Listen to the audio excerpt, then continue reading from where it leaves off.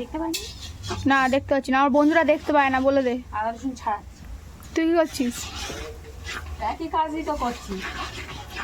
আমার কাকিমা দেখেছিস, সব যা বলবে কাকিমা পটাপট বলে দেয়, তোদের মতন নয়। কাকিমা কি আর কি যোগ্যের লোক? আমরা তো আর কি যোগ্যের লোক। তোদের থেকে আমি বড় রে।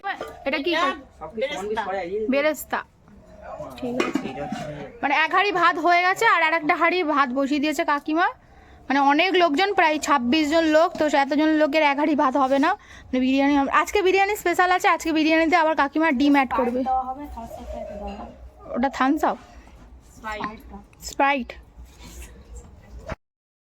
সো হে এভরিওয়ান, কেমন আছো সবাই? আশা করি সবাই ভালো আছো, আর আমিও ভালো আছি। আর ভিডিও শুরুতে তোমরা দেখতেই পেলে যে আজকে তৈরি হচ্ছে বিরিয়ানি। এইদিকে কাকিমার ভাতটা হয়ে গেছে, আর কাকিমাকে আমি বলেছিলাম কাকিমা বিরিয়ানি করলে দিনের বেলা করবে, তাহলে আমি ভিডিও করবো আর দেখতেও ভালো লাগবে, সেই কারণে কাকিমা বিরিয়ানি করছে। এইদিকে ভাতটা নামিয়ে দিয়ে কাকিমা এবার একটু বলছে ঘরের দিকে যায়, মানে ভাতটা ঘরে ফ্যানের তলায় দিয়ে আসবে, তো সেই কারণে কাকিমা ভাতটা নিয়ে ঘরের দিকে যাচ্ছে। আর আমাকে এইদিকে পেঁয়াজটা ভাজতে বলেছে, তো আমি কড়াইয়ে গোটা গোটা গরম মশলা যেটা হয় সেটাই দিয়ে দিয়েছি, আর তোমাদেরকে সেটাই দেখাচ্ছিলাম। আর পাশ থেকে মানে ভিডিওটা করে দিচ্ছিলাম আমার দাদার ছেলে, তো ও কাছ থেকে ফোকাস করেনি, দূর থেকে ফোকাস করছে, সেই জন্য তোমরা হয়তো দেখতে পাচ্ছ না।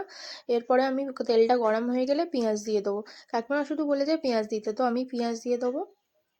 তো গোটা গরম মশলাটা একটু কম ছিল বলে আমি আর একটু বেশি করে দিয়ে দিলাম, কারণ যেহেতু অনেক মাংস, 6 কেজি মাংস আছে, তো সেই কারণে আমি একটু বেশি করে গোটা গরম মশলা দিয়ে দিলাম। পেঁয়াজটা ভাজা হচ্ছে। আর আজকে না আমি ফার্স্ট টাইম ট্রাই করছি কাঠের উনুনে রান্না, দেখতে পাচ্ছ, কাঠের উনুনে রান্না করছি ফার্স্ট টাইম। কাকিমা এবার আদা রসুন পেঁয়াজের মধ্যে দিয়ে দেবে, তো এই আদা রসুন কাকিমা অ্যাড করে দিচ্ছে।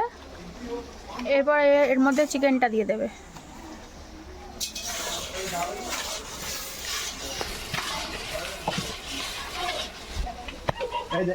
কাকিমা এবার হলুদ গুঁড়ো দিয়ে দিচ্ছে, কাকিমা লঙ্কা গুঁড়ো দিয়ে দিচ্ছে এবার, লঙ্কা গুঁড়োই দিচ্ছ, কাশ্মীরি লঙ্কা, কাশ্মীরি মির্চি, লাল কালি।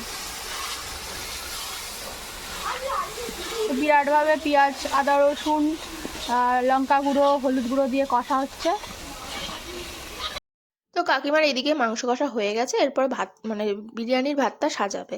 আর না, বিরিয়ানির এই যে আমাকে ভয়েস দিয়ে দিতে হচ্ছে, এটা আমার ভালো লাগছে না। একটাই কারণ আমার দিতে হচ্ছে, কারণ পাশে অনুষ্ঠান চলছে আর না জোরে জোরে গান চলছে, আর জানো গান চললে তো কপিরাইট ক্লেম পড়ে যাবে, সেই কারণে আমাকে বলে দিতে হচ্ছে। কিন্তু কাকিমা এত সুন্দর সুন্দরভাবে বলছিল, খুব ভালো লাগছিল। তো যাই হোক, আমি বলে দিচ্ছি, কাকিমা ঘরোয়া পদ্ধতিতে মাংসটা কষেছে, একদম আদা রসুন পেঁয়াজ টমেটো দিয়ে মাংসটা কষেছে, এবং তারপরে প্রথমে ভাত দিয়ে দিচ্ছে, হাঁড়িতে ঘি লাগিয়ে নিয়েছিল, তারপরে ভাত দিয়েছে, তারপরে মাংস কষা দিয়েছে। মানে ঘরোয়া পদ্ধতিতে একদম বিরিয়ানিটা তৈরি করেছে। বেরেস্তাটা দিয়ে দিচ্ছে ওপর দিয়ে, আর এইদিকে দেখতে পাচ্ছ দুধ, মিঠা আতর, কেওড়া জল, গোলাপ জল, ফুড কালার সব তৈরি করে রেখে দিয়েছে, ওইগুলোকে ওপর দিয়ে ছড়িয়ে নেবে। এইভাবে কাকিমা 3টে হাঁড়িতে বিরিয়ানি করবে, কারণ এত ভাত দেখতেই পাচ্ছ, বড় বড় 2টো গামলা, তো একটা হাঁড়িতে হবে না।